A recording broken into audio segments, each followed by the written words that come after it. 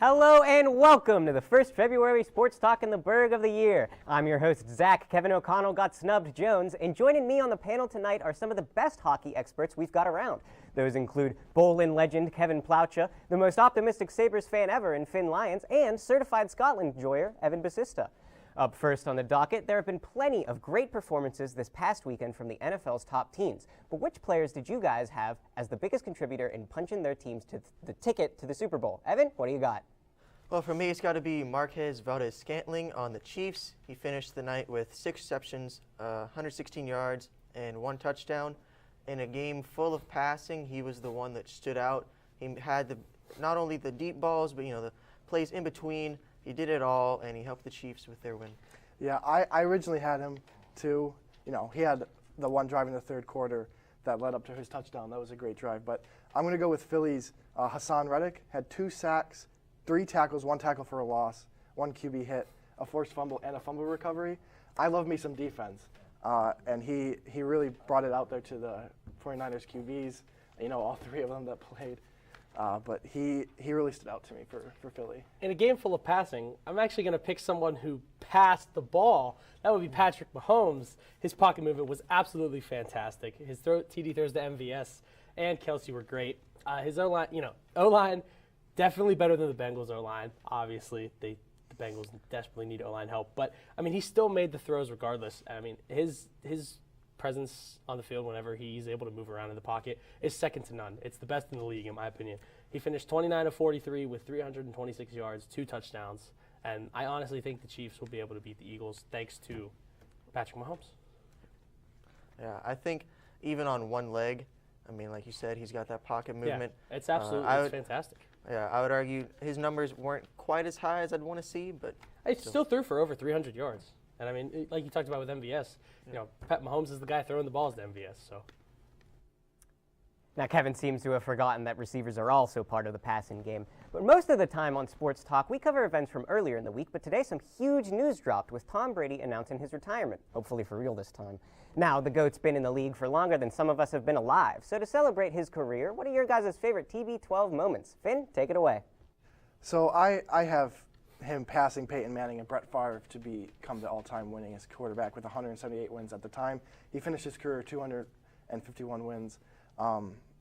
It's incredible to see someone play that long and be that successful to get that many wins in a league where, there's only 16 games. Now there's 17. But in a league where you have that few games, getting 251 wins in a whole career is pretty impressive to me. Mm-hmm. For me, it's got to be right around the start of his career, that 2001 Super Bowl where they knocked off the greatest show on turf. Coming in there, not a lot of expectations going in, but he pulled off the upset, and it ushered in an era in which he was carried by Adam Vinatieri on a lot of those playoff runs. For me, we could talk about any one of Brady's Super Bowl wins, but the most famous or infamous to all you Atlanta fans watching is 28-3. Tom Brady, the one that led the Patriots on the 25-point comeback that they ultimately won in overtime.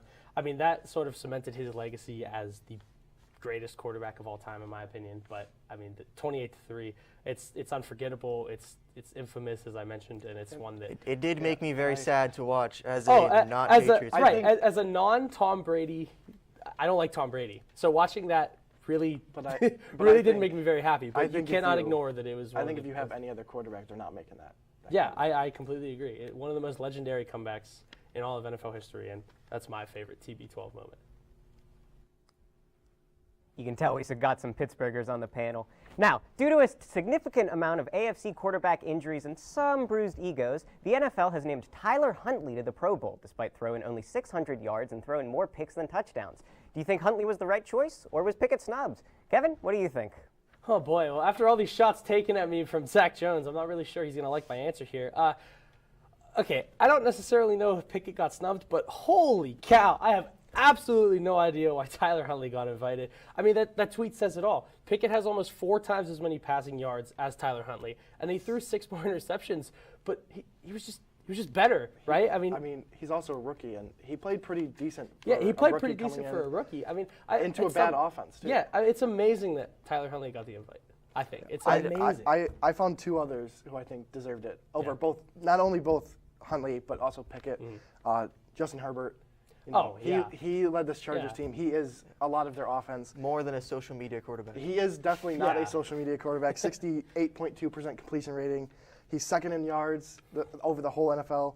25-10 touchdown to interception ratio. I mean, neither of those guys have anywhere close to those stats. Yeah, I just don't understand. I mean, based purely off of Huntley, like It makes no sense. why did he make it? What is the criteria? What is the both Pickett and Huntley didn't play a whole season, but Yeah. Huntley played way less. played than- like a way couple less, games, and he maybe. was worse in the Yes, games that he was played. way worse. And he played less. Yeah, Evan, what do you think? It doesn't make any sense to me. Like you said, only 2 touchdowns on the year, 3 interceptions. That'd be like them throwing Charlie Batch in the Pro Bowl like back in the day. Like you're throwing a backup quarterback in there when like you said, you got Justin Herbert, you've got other capable people that can be in there, which shows that the Pro Bowl has lost like any credibility. And I'm glad it's starting to trickle out. This past week, 2 huge head coaching hires have been announced, with DeMeco Ryans getting hired to the Texans on a 6-year deal and Sean Payton unretiring to join Russell Wilson in the Denver Broncos. Are these coaches the answer their teams needed, or should they have looked elsewhere? Evan, thoughts? Well, I think no matter who the Texans hire, there's always going to be that question of instability. You look, they've had, 3 coaches in the last 2 years, and now if you throw in Ryans, he's the 4th. They can't just keep recycling coach after coach. Well, I guess quarterback too. But that whole organization is just unstable from top to bottom. And I think that, they've given them a 6-year deal, so they obviously have faith, but we'll see after this year. Maybe That's actually not where I thought you were going to go with that. I thought you were going to go with the point of it can't really get much worse. Well, they there's have that. these 2 guys that come in and they combine 7-26-1 record. It can't really get much worse no matter who they hire. And like you said, they definitely have some trust in him because of that 6-year extension.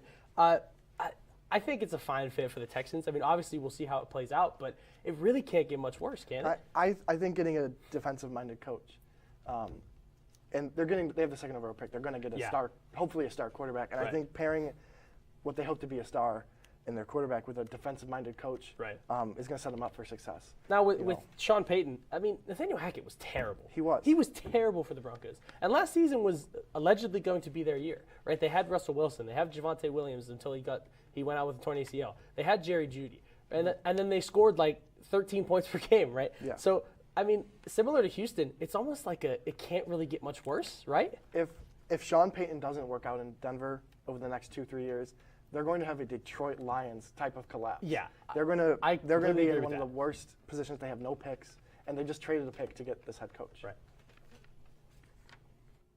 After another disappointing start to the season, the Vancouver Canucks have traded their elite forward, Bo Horvat, to the Islanders. Currently on the outside looking in for the playoffs, will Horvat be able to push the Islanders over the edge and transform New York into a playoff team? Finn, what's your take? Now, as the resident Canucks fan here at RMU, I've watched a lot of Bo. This is really his first season where he's scored at this pace. He's more of a defensive forward. He's a 2-way. He's gotten Selke votes before. And I think this New York offense already has a lot of defensive forwards. They also have struggled. Nelson, Barzell, and Lee are their top point scorers. After that, it falls completely off. They're injured on the back end. Dobson's day-to-day, one of their best, probably their best defenseman. Hutch and Fashing, he's a great depth defenseman. He's on IR along with Wallstrom, who's one of the better forwards, and Clutterbuck, I think the biggest point that you're missing is that the Islanders aren't in a playoff spot right now. This is true. They're farther down in the standings, and they'd like to be. And they've played about 3 more games more than the teams that are currently in the wild card spots. Exactly. So they're in a little bit of trouble. They needed to do something. You mentioned that this is the first year that he's been scoring at this rate, but there's a couple questions of, 1, is this an outlier? Like, can he be able to keep it up? And 2, with the Isles system being more defensive, defense-oriented, can he keep up that pace of scoring, or will he just become another good 2-way guy? Right, because if he can keep up that pace, the Islanders have one of the worst offenses. They're 7th worst in goals scored. It could also be a hook to even sign him long term. I don't know if that's really in the cards, but it could be. Mainly, they just need anybody that can play a little bit better offense than what they currently have. And even though they have 3 more games played than, say, the Penguins and the Capitals right now, I think it could help them. Hockey, am I right? Now, staying in the Metro Division, the Penguins are also a team fighting for a playoff spot as the NHL season heads into the All-Star break. Should the Pens follow the Islanders' lead and make a splash before the trade deadline, or should they just ride it out with their current roster and hope things improve? Kevin, what says you? Well, considering that Ron Hextall has never really seemed like a very aggressive type of guy, even when he was back with the Philadelphia Flyers, the fans never really saw him as an aggressive guy. So their roster staying mostly the same is honestly probably what will happen. But what they should do, It's not what they need. yeah, we're gonna beat this all to death. They need a goalie. I'm gonna touch on something else. I think they need some third line help. You know, the goalie issues are evident. You guys are gonna touch on that. Third line, Brock McGinn, no points in 16 games. Teddy Bluger, 1 goal in 34 games. Jeff Carter, pointless in 10 games and 1 traditional 5-on-5 goal since October 20th of last year. I mean, if anything, you know, you have your stars. You have Crosby, Malkin, Letang, Gensel, sure. But that third line really needs some help. They need to get out from Dumoulin's contract. They need help on defense in general, but I think that's probably the biggest question mark right there. So, well, and some of the defense stems from that goal. Yeah, improving the defense in front of him. Finn, goalie? Yeah, there's a lot of goalies on the market. Demko, Reimer, Korpisalo. Any of them could help out because they're clearly done with the Smith, the fans and the organization. Yeah. So. Pivot into RMU sports. This past weekend, the women's team played host to conference rival Wright State and got beat with no mercy, falling to the Raiders 49-83. As if losing to a team with only 2 wins prior to that matchup didn't hurt enough, the score was also so lopsided that it was one of the biggest Horizon League losses in women's basketball history. Let's send it over to Coach Basaglia to hear what he has to say. Every game we play, whether it's a big win or a big loss, we'll just look in the mirror about it. We'll clip the game just like we always clip the game. We'll look at the ugly plays that we needed to do better, how they really did a great job of controlling the tempo, the Wright State that is, controlling the tempo, really pushing the ball hard on us. We got to look at this. We got to face the music. In certain games we really struggle to shoot the ball. And so we can't live and die by our shooting percentage from the three-point line. We got to keep working at it. Got to be way more consistent on it. We had some really good looks. If you go back on our missed threes, not many of them were forces. Most of them were where we were open without even a contest. And so that can be really challenging mentally that you're getting open shots and you're missing. And when you force one up and you say, oh, that was a tough shot on me, it was end of the clock. But when you're getting the good look where you got time to set and shoot and you're missing, that's the mental battle of saying, we can't live off of that. We still got to get down the floor and defend. And that's where they were a step ahead of us today. I think after that tough loss, it's just they continue to be in a little bit of a free fall as of late, especially with the injury to Paris Kirk that broke earlier this week. They just need players, period. They have a small bench. Getting the return of Sol Castro will be helpful, but I think it's just another thing on a decline. I'll be honest. The team kind of seems like they've been completely sort of disjointed since the beginning, obviously with the Sol Castro news, and then you have 3 players that leave during the season. You have the injury to Paris Kirk, right? There's not really an identity. The team's kind of all over the place. And, I mean, as you saw with Coach Pascalia in the interview, he looks a little tired, right? He looks a little lost at times. In terms of the actual loss, I was very surprised when I saw it because obviously the Wright State was 2-19 coming in, and this was a team that the Colonials had beaten by 21 points earlier in the season on the road. So every conference game that Wright State had lost, except for one, was by at least 11 points. So I saw it as a shoe-in, but I guess sometimes losses happen. I'm not really sure where the team goes from there. Yeah, listen, losses like this happen sometimes. Yeah. They're still a young team. They don't have any seniors, so they'll have room to grow in the future. And once we're back after this break, the panel will be doing their best stockbroker impressions with Sports Talk favorite Buy or Sell. See you then. Hey, Dad, I need your help asking Jessica to prom. Of course. Love is like the ocean. You have to tread the Oh, waters. Dad, that's not the kind of help I needed. Hey, Jessica. Will you go to prom with me? Yes. You don't have to be perfect to be a perfect parent. Thousands of teens in foster care can't wait to share their first with you. Let me tell you about the toughest guy on earth. He has the crazy strength to lift the man that raised him up without even flinching. This guy, no, this warrior, will always be by his father's side, even if his dad will hardly remember. If this guy isn't the toughest guy on the planet, then I don't know who is. Caregiving is tougher than tough. Find the care guides you need at aarp.org/caregiving. What do you think you're doing, Kevin? Was just gonna drive home. There are several warning signs present that you shouldn't be driving. Like hearing voices? Like your text-to-emoji ratio? Oh man, the selfies. Selfie nailed it. We all have warning signs that let us know that we're probably not okay to drive. Mine is pretending to be your subconscious. Craig, come on man, let's split a ride home.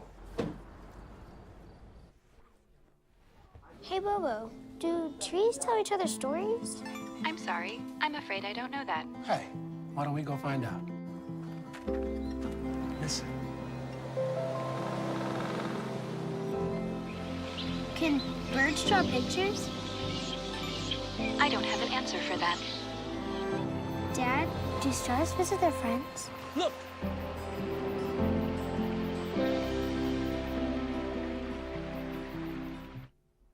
Welcome back to Sports Talk in the Burgh. Let's get it started by talking about some Alabama basketball. The school has established themselves as not just a football school, but also a basketball school as of late. But after suffering a loss to unranked Oklahoma, is it time to hit the panic button? I know it's not Pitt, but it is college basketball, so let's head it to Kevin. Yeah, Zach, I appreciate that. I'm selling the fact that they should panic after their loss. Grant Sherfield, the Nevada transfer, he dropped 30, and I mean, he's a baller. I mean, he was averaging 17 and 18 points per game in his 2 seasons at Nevada. The Big 12 is competitive. Right now, Oklahoma, they have 9 losses, but none of them are bad. You would say their worst loss is Sam Houston State, but they're ranked highly in the net and the Ken Pom, and they should actually get in, maybe as an at-large. OU is actually currently in, and West Virginia has nearly the same record as OU, and they're in the bracket too. Also, Alabama just beat Vanderbilt by 57 last night. I think they're okay. I'm also going to sell this idea. Alabama has beaten some good teams. They beat Michigan State, North Carolina, Houston. Yep. They only have 3 losses on the season. All came to good teams. UConn, Gonzaga, and now Oklahoma. Right. And Oklahoma is not a bad team. They're not. And Alabama still has some good players. Brandon Miller, Mark Sears. Brandon Miller is an amazing player. Noah Clowney. I mean, they're all putting up really good points. They're putting up good field goal percentages, 3-point percentages. I mean, there's nothing to worry about here. No, I don't think so. As Kevin mentioned, I might have been a little bit worried, but then that big blowout against Vanderbilt, they'll be sitting pretty. They're fine. I was a little bit worried, but then I looked a little bit more into the Big 12 and just realized that they're kind of projected to get like 9 of their 10 teams into the tournament right now. So it's pretty crazy how good the Big 12 is, and I don't think it's a bad loss at all to Oklahoma. Heard a whole lot of worrying over there on that panel. After losing 3 straight in Horizon League play, the men's team bounced back and won 3 straight again to fight their way back into playoff position and to host a playoff game. Will the team continue their winning streak this week and win out against Northern Kentucky and Red State? Evan, what do you think? I'm gonna sell this take. I don't think it'll be too bad. I think they're gonna split. They'll go 1-1. I think they're gonna lose against Northern Kentucky. They've found their grooves as of late, like you said. They've won 3 straight, but I just think Northern Kentucky is the better team, and I think that it'll be probably a close game. The last one was, but I think they'll split the weekend. Yeah, I'm going to buy this take. Listen, they beat Wright State in a blowout. They can do it again, and they're 7-2 at home. So both these games are at home, and like you said, they lost only by 4 to Northern Kentucky. I mean, they're on a 3-game win streak. They're at home. Like I said, 7-2 at home. They have Spears, Cheeks. I mean, they have a lot of good players. They have a lot of good luck at home. So I think this is going to be a buy for me. Yeah, buy for me as well. Khalil Spears playing at his absolute best in his career, I think. He dropped a career high 30 points against Oakland in that win. The ball movement has been absolutely excellent. Michael Green III had 8 assists in that win over Oakland. They had 19 assists on 26 made shots. So, I mean, they're moving the ball around with amazing efficiency. Josh Corbin is hitting shots. Jackson Last is hitting shots. And Chris Ford is actually putting together some pretty nice minutes in his limited action. So, I mean, overall, they have tons of momentum heading into these next 2 games. And these Colonials basketball teams, they seem to perform much better at home. You have the crowd behind them. You have a big student section, hopefully. But I think they can. I think I'm going to buy it. They'll go 2-0 this week.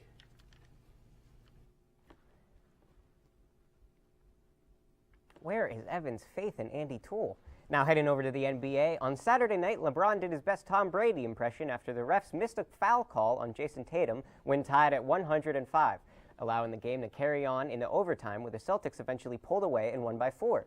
If LeBron gets the call and heads to the line, the outcome of that game is likely very different. Was LeBron's reaction fair? Finn? Listen, I've been an athlete. I've definitely had some overreactions, and this definitely was an overreaction, but I'm going to buy that this was a fair reaction. Listen, they're 11 and a half games out of a playoff spot, but LeBron is still LeBron. He's competitive, and that was a egregious missed call. Right. If he hits that, they win. He goes to the line. I mean, well, you can assume he's going to hit his free throws, but I think they win that game, and it's completely justified. I'm buying that his reaction was fine simply for the fact that it was a foul, right? Like you could see it obviously on the replay that his arm got hit, and the referees union came out and said he was fouled. Everybody there knows he got fouled, and the funniest part of that was Patrick Beverley bringing the camera onto the court and showing the ref. But, I mean, LeBron's reaction, it's obviously there are plenty of overreactions, as Finn said, but when the reaction is warranted, as this one I believe was, then I think it's fair. Yeah, I definitely agree, especially with the timing of it all. If Right. this had happened like in the middle of the third quarter, I think you could argue that he was overreacting a bit. But this is at the end of the game. Playoffs are in the line for games like these. I mean, like he said, those are games you have to win. 11 and a half games back, but still, it's LeBron. Anything can happen.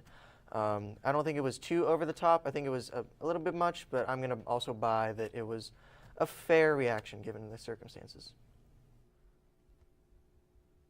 Now, it may be the MLB offseason, but that doesn't mean we're just going to ignore America's pastime.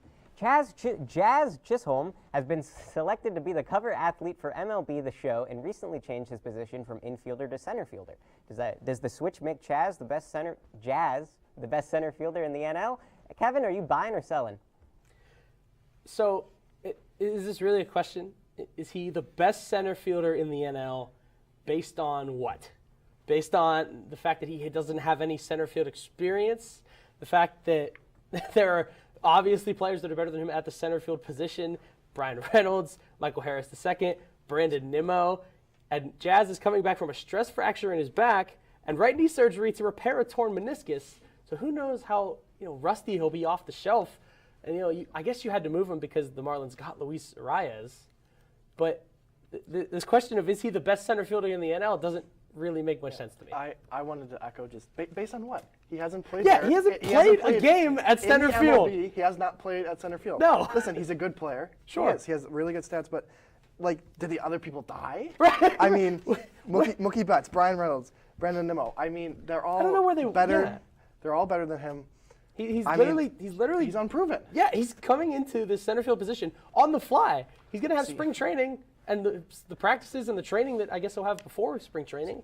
And then the season starts. Kevin, I don't get it. In finance, you buy low. I'm going to buy this Oh take. my goodness gracious. I think you look at his numbers. You mentioned Mookie Betts, Brian Reynolds. You could argue that a couple of them are better, but I think he's the best as of right now, based on the numbers. As you said, what, though? he's unproven, but you look at his stats from the past few years. He's been on the rise. Okay. His 60-game stats from last season. Also, all the best center fielders, if you look, all of the best ones other than Jazz are in the American League. You got J-Rod, American League. Aaron Judge, American League.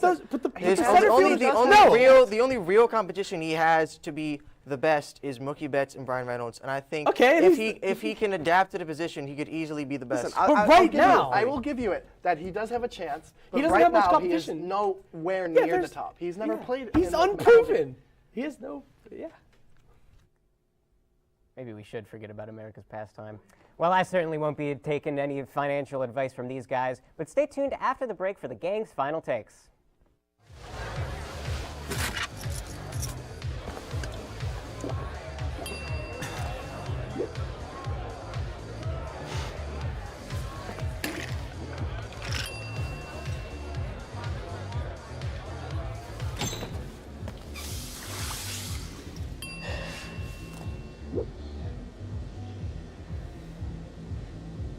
If you need to do something to feel okay to drive, you're not okay to drive. Don't drive buzzed. Maybe you can make retirement happen. After all, you made her college years happen. Opening that education savings account when she was little. Spearheading a campus tour. And another, and another, and another, and another. Bam! Deciphering financial aid. She was like, what? But now she's like, you aced planning for college. Now get the tips you need to get on track at aceyourretirement.org. Jason, let's go see your room.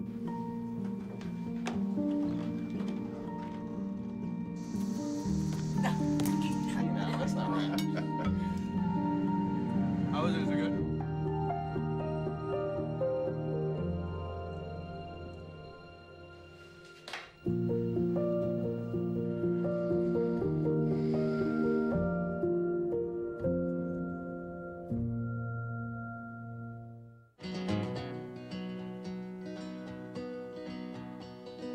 Things could be stranger, but I don't know how. I'm going through changes now. Could spend a lifetime trying to figure it out. I'm going through changes, through all of the strangeness. I'm going through changes now.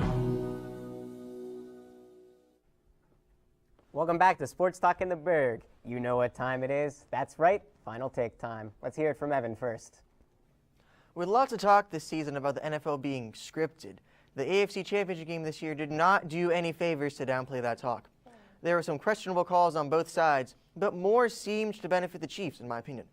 Bengals quarterback Joe Burrow was hit hard throughout the night, in part because of his weakened offensive line, but in a season where there was increased emphasis on roughing the passer penalties, none were called on the Chiefs' defense. Fast forward to the end of the game, where an unnecessary roughness call against Joe Asai of the Bengals helped put the Chiefs in range for the game-winning field goal. Now, was it a penalty? Yes, that can't be denied. But with missed calls, particularly on the Chiefs' punt return on that final drive, it leaves a sour taste. Keep in mind, I'm not even a Bengals fan, but after seeing the Patriots benefit from officiating over the better part of 20 years, I'm worried about what's in store, because the Chiefs just might be taking their place. Watching your team's championship window close is an awful experience. The Buffalo Bandits of the National Lacrosse League are perhaps the most successful NLL franchise of all time. But with their championship loss last season, it's evident that some, especially in some of their games this season, that their time to compete is closing.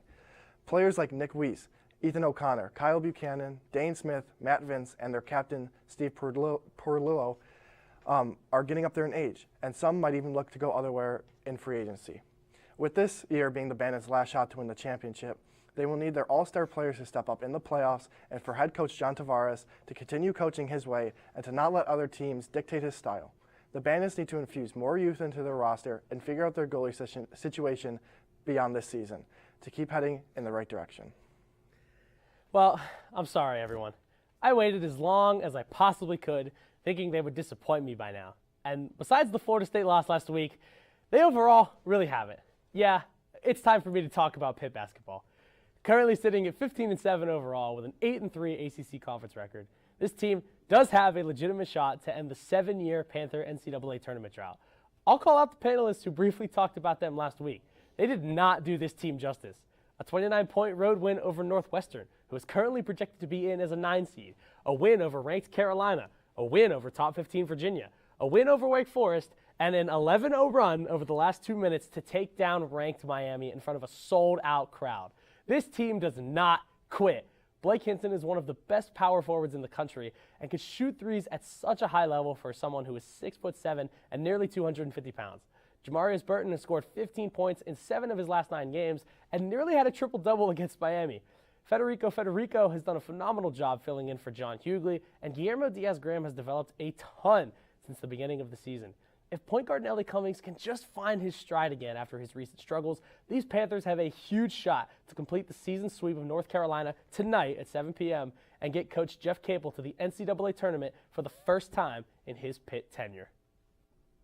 I am very impressed that Evan managed to bring up the Patriots officiating weeks after they've been eliminated. But nonetheless, that's all the time we have tonight. From me, Finn, Evan, Kevin, and everyone upstairs and downstairs, it's been a great show. Thanks for watching, and see you next week.